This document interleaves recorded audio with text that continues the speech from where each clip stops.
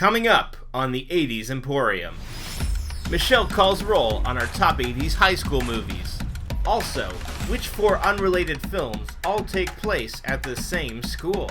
Sharpen your pencils and grab your hall pass. The 80s Emporium starts now!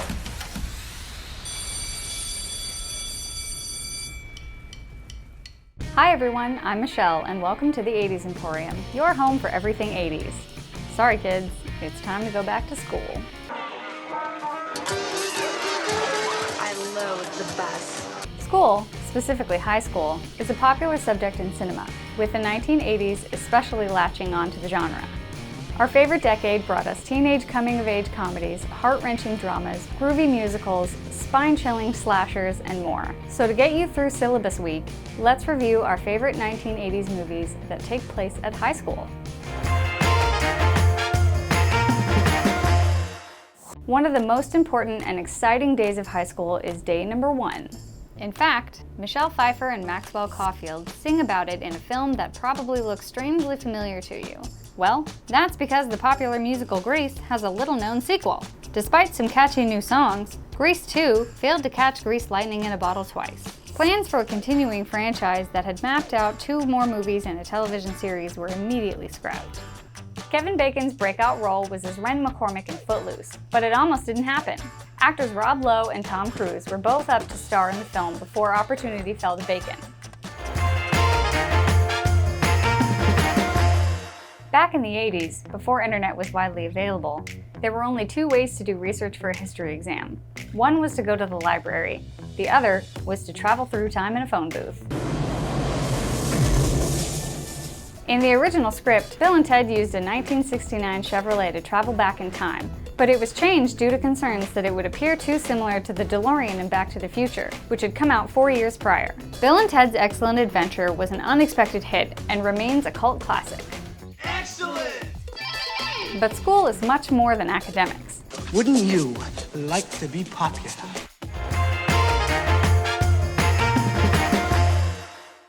There's a whole social hierarchy with students constantly trying to increase their standing or remain at the top. Such is the case in John Hughes' Weird Science, where 2 bookish high school students use a computer to create a beautiful woman to help increase their social status. I can't even get my computer to connect to my printer, and we're in the 2020s. But the never-ending popularity contest can also lead to more serious consequences, such as in the black comedy Heathers, where Christian Slater and Winona Ryder decide to kill off the cool kids at their school. The subject matter made it a highly controversial film, and it was actually a major bomb at the box office, pun intended. But it received critical acclaim and has since spawned adaptations for both television and the stage. Now that's not to say different cliques can't, well, click. Can't Buy Me Love features a pact between a nerd and a cheerleader. He will help her pay off a debt if she pretends to be his girlfriend. No hand-holding, no kissing, and I get my lunch hour off. 3 lunches. And the pep rally on Friday. 4 lunches, that's it. Okay, deal. The film split critics, but it was looked upon more favorably than its 2003 remake, Love Don't Cost a Thing. Pretend to be my girlfriend for a couple of months. All right, 1 week. Pretty in Pink focuses around a girl who works at a record store and lives on the wrong side of the tracks, and a boy who is teased by his fellow rich, preppy friends for liking someone of a lower class. The film stars Molly Ringwald, Hughes' go-to leading lady for high school films in the 80s. John Hughes is known for his many coming-of-age high school films, but 16 Candles was his first. In the film, Ringwald's love interest is played by Michael Scheffling. Scheffling would retire from acting only 7 years later.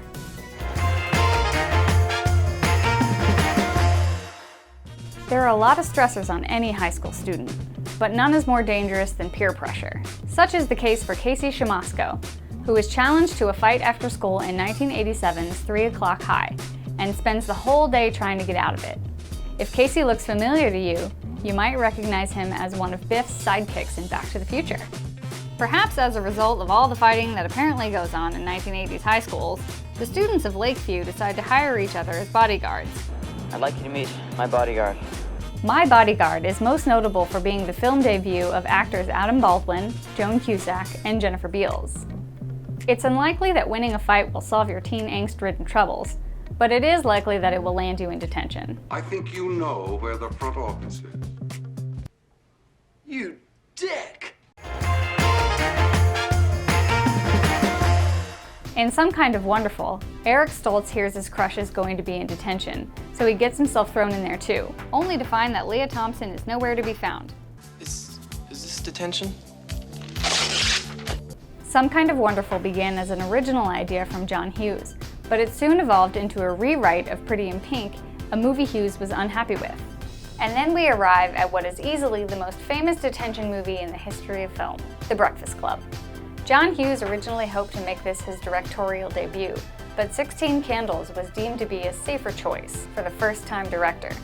Today, The Breakfast Club is considered to be not only one of the most quintessential films of the 1980s, but one of the best coming-of-age films in cinema history. Remember to subscribe and hit that notification bell to be the first to know when we post new content. Also, be sure to check out the 80's Emporium online shop for some super cool 80s swag.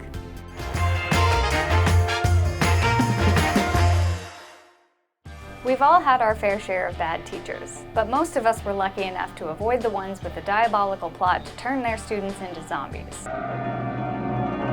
In Zombie High, Virginia Madsen attempts to save her new classmates from the faculty's evil schemes. The horror comedy is notable for being the acting debut for future film director Paul Feig. 1988's Stand and Deliver, based on a true story, nearly swept the 1989 Indie Spirit Awards. Edward James Olmos was nominated for an Oscar for his portrayal of math teacher Jaime Escalante.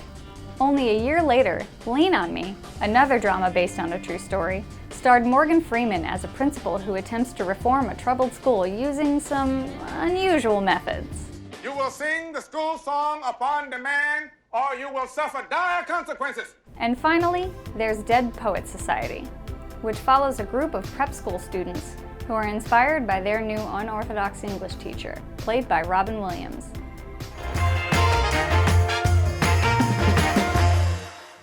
Yet another classic from John Hughes, Ferris Bueller's Day Off, follows three high schoolers who skip school in favor of a day full of adventures. With an impending writer's strike on the horizon, Hughes came up with the idea and wrote the script in less than a week, so that he would not break union rules if a strike occurred. They bought it. Following a number of students dealing with relationships, academics, jobs, and more, Fast Times at Ridgemont High was a surprise hit. The film was based on a book by screenwriter Cameron Crowe, who went undercover as a high school student to see how teenagers in the 1980s acted. The film is notable for featuring three actors who would become future Oscar winners: Forrest Whitaker, Nicolas Cage, and Sean Penn.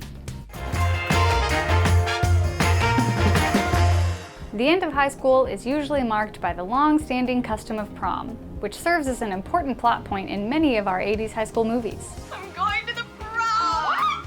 The little-known TV movie Dance Till Dawn focuses on a group of seniors who struggle with social anxieties created by the once-in-a-lifetime event. The comedy featured a number of future stars including Christina Applegate, Matthew Perry, Alyssa Milano, and Kelsey Grammer. While prom can feel like a life-or-death situation for teenagers, sometimes it actually is. The Canadian slasher Prom Night starred Jamie Lee Curtis fresh off her debut in the original Halloween and was a huge success. The film, which was set in 1974, required disco music for the dance. But when the producers were unable to afford the rights to songs by the likes of Donna Summer and Gloria Gaynor, they had composer Paul Zaza write a whole original disco album in 5 days. The soundtrack was a hit, but never released until 2019, a whopping 40 prom nights later. Valley Girl, a loose rom-com adaptation of Romeo and Juliet, features its grand finale at prom. The film features iconic prom moments such as students making decorations, couples showing up in a rented limo, and the announcement of the prom king and queen.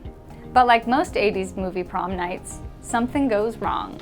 Finally, here's one more bonus piece of trivia for you. Ferris Bueller's Day Off, 16 Candles, Weird Science, and The Breakfast Club, all from writer John Hughes. All take place at the same fictional Chicago school, Shermer High. No way. Yes way, Ted! Well, there you have it. A look at our favorite high school films of the 1980s. Now I want to hear from you.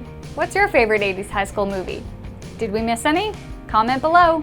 Follow us on social media and use hashtag 80s Emporium. Thanks for watching. Let's have a wonderful year.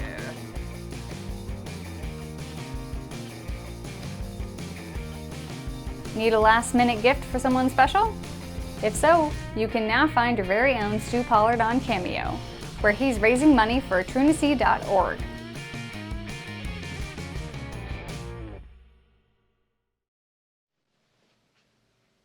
It's over. Go home.